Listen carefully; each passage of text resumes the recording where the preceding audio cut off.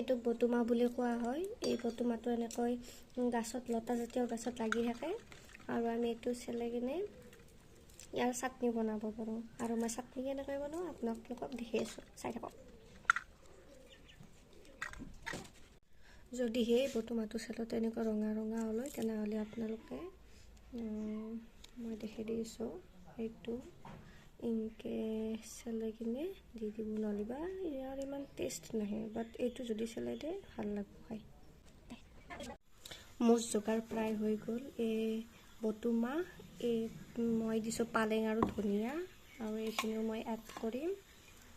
Add কৰি কিনে মই দিম 2টা জ্বালা, নহৰু আৰু আদা অলপ, আৰু নিমখটো সোৱাদ অনুসাৰ। জ্বালাও যোনে যিমান পাৰে সিহঁতে দিব, আৰু যোনে যিমান সহ্য কৰিব পাৰে।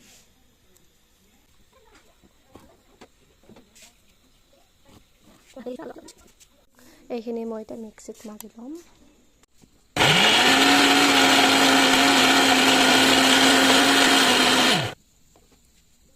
My chutney is ready. বটুমা, ধনিয়া, পালেং চব মিক্স, আদা, ৰহুন আৰু শুকান জলকীয়া। লাভ